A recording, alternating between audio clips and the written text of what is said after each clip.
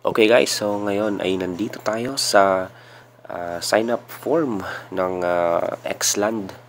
So papakita ko sa video na ito kung paano kayo makakagawa ng account sa Xland and paano yung konting tricks doon sa glitch, kasi until no merong glitch yung kanilang verification code. So yan, follow nyo lang tong steps and let's get it on. Make sure na yung email ninyo ay nagpa-function yan.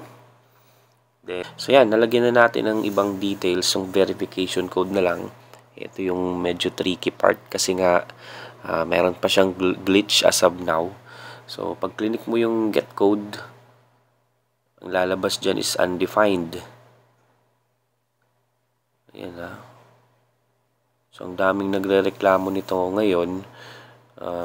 Daming nagsa-sign up yan, palaging undefined. So ang gagawin nyo lang is i-click nyo ng i-click.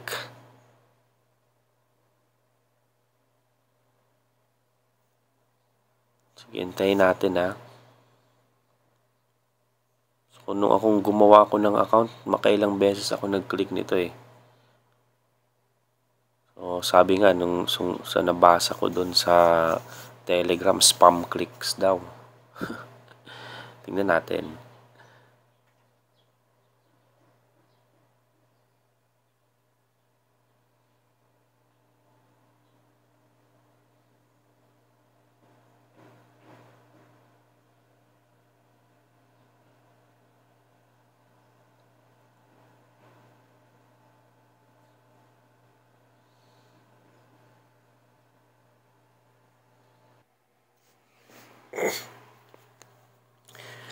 Oy, salamat yan. After ilang tries, nag-send din ng code guys. May kita ninyo, ayan, kumikilos na yung numero dyan kasi nag-verification code sent na. So, kailangan nyo lang talagang tiyagaan, ulit-ulitin, pindutin. Yun yung tricks doon, okay? Tiyaga. So, yan, tingnan natin sa email.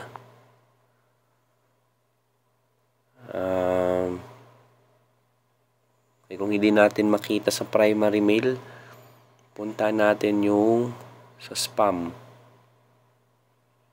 And ayan, nandito nga siya sa spam guys. Ayan na yun, oh.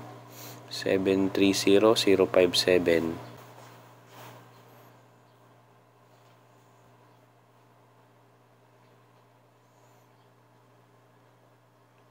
Then click on register. Login was successful. Ayan, try na natin mag-login guys gamit yung details na ginamit natin.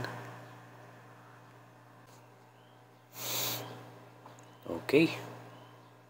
Login succeeded. And sa ngayon, eto na yun yung sinasabi, meron siyang free. Meron tayong free na makukuha dito kahit wala pa tayong ginagamit. So, click nyo lang yung sign in. Ayan. Then, tapos yan, makikita ninyo guys, nandito sa may bandang upper right corner.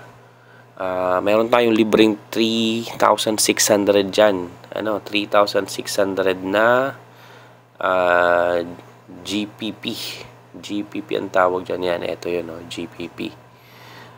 So, pwede or talagang ang purpose niyan guys is gamitin natin na pang level up sa ating free NFT. So meron kayong free NFT dito. So walang inilabas na pera pero meron free makukuha para sa daily rewards. So just go on dito sa baba yung inventory. Ayan, and nandito level 0 siya. Yung 3,600 na GPP gagamitin natin yan para ipa-level up itong level 0 na trainee.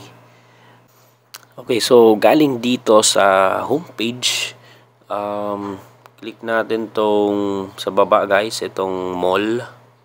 Ayan. And then i-click nyo itong NFT. Ayun. So dito natin makikita maliban dun sa inventory kasi dun sa inventory parang tinginan lang yon. Dito sa may mall, dito natin ipapa-level up itong NFT natin.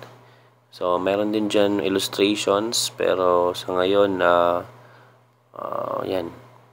So, wala pa tayong masyadong functions dyan. So, dito lang tayo sa NFT.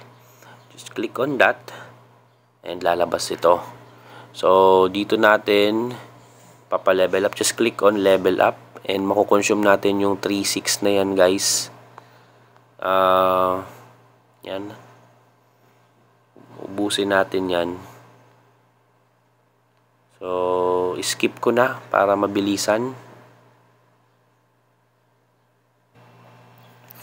Okay, so yun. Natapos na tayo magpa-level up at makikita ninyo, level 26 na siya, guys. Na-consume natin almost lahat ng GPP. May natira na lamang 10.5.